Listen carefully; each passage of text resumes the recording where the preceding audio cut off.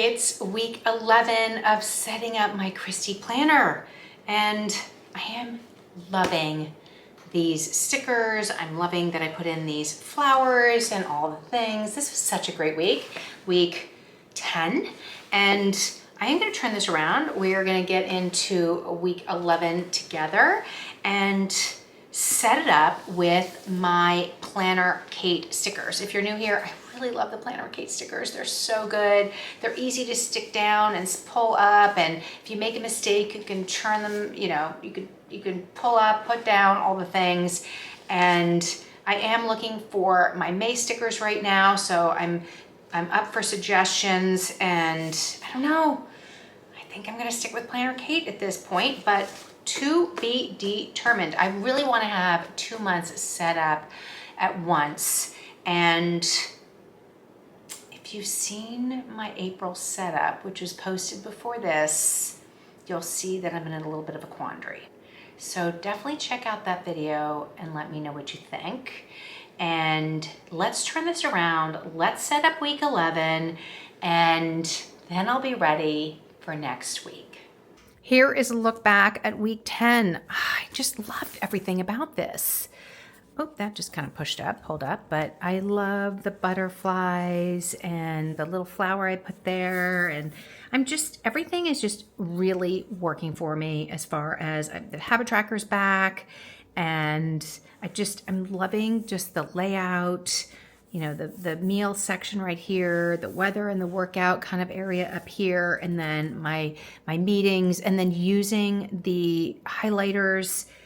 Not a lot of stickers, but it really works with, I can see what I did this past week, some of my to-dos and all the things. This is still a section I don't really use a lot, but this is working so well for me, and I'm excited to set up next week. So let's do a week 11 together.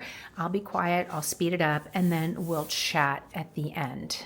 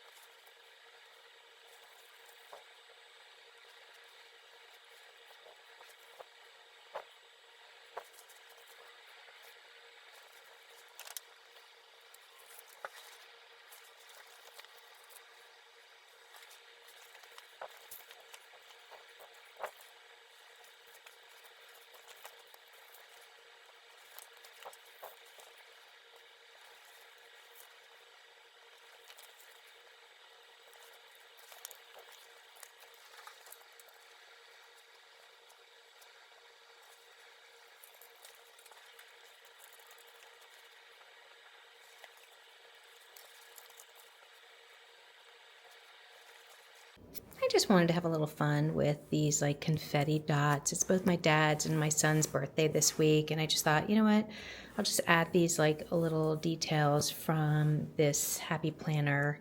This is the Bold and Bright classic sticker set, and I don't know, maybe I'll add more later. I just wanted to have fun with it and just not complicate it. I just think this is so pretty and soft. And anyway, so that was sort of the thought there, and I'll fill in the rest of the week and the to-dos later, but that's a really good start for next week. And I just love how easy it is to put down these stickers and move them and make sure that they're in the right place. So I'm very happy with how this is. And these are so cute, these little balloon stickers. These came with Planner Kate as a add-on with the purchase, and I use them here too as well. They're really cute. So there is that for week 11.